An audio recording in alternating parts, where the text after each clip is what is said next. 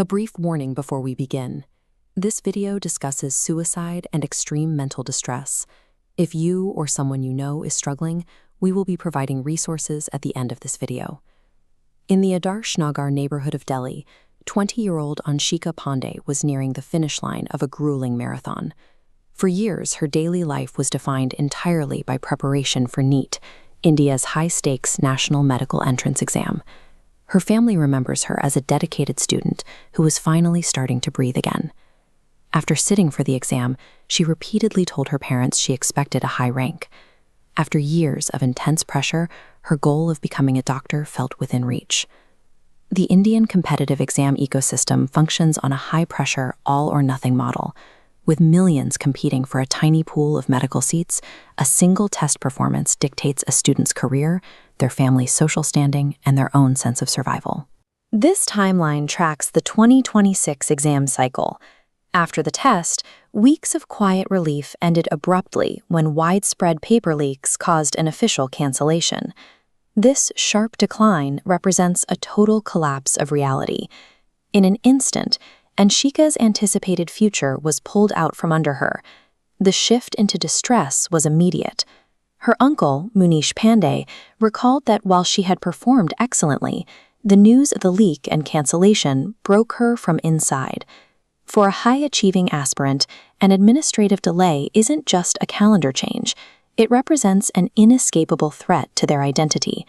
The prospect of returning to that state of high-pressure isolation feels impossible to survive a second time. Inside her home in northwest Delhi, that weight became too much to carry. Anshika took her own life, leaving behind the books and notes of a dream that had been abruptly derailed. In the immediate aftermath, the family was blinded by shock.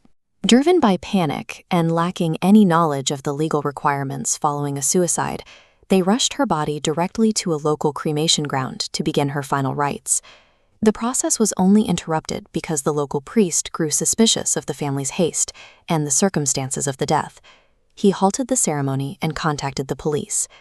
This chaotic response highlights the isolating nature of sudden trauma. When a systemic shock shatters a family's future, they are often left completely unequipped to navigate the procedural requirements of the tragedy that follows. Following the priest's call, the police seized the body and moved it to the BJRM hospital mortuary for a post-mortem. The quiet grief of the family was suddenly replaced by a state-mandated medical investigation. Soon after, specialists from the crime team and the forensic science laboratory arrived at the house in Azadpur. They began the clinical process of photographing the room and collecting evidence to document the scene. This arrival of forensic teams and investigators demonstrates the state's capacity for meticulous, reactive precision.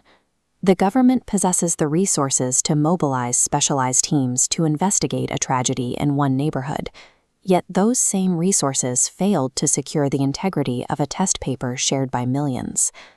By the time the crime team arrives to document the desk and the textbooks, the window for protection has already closed. The state's intervention begins only after the life it was meant to foster is gone. This isn't contained within one room in Delhi. Across India, the same anger seen on these placards has boiled over into the streets. The NEET scam transformed individual despair into a collective national outcry. This is a textbook example of institutional betrayal. It occurs when the very organizations responsible for guarding the gates of merit fail to protect the fairness of the system, effectively punishing the students who followed every rule. When administrative incompetence allows a national paper to leak, it places a massive, invisible mental health burden on the youth. Millions of students are forced to reconcile their years of sacrifice with a system that appears compromised. These leaks are often discussed as political scandals or data breaches.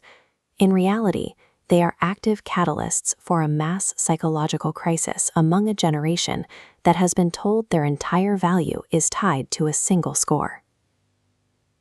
Behind the headlines and the official statements from exam boards lies the reality of Anshika's unfulfilled dream.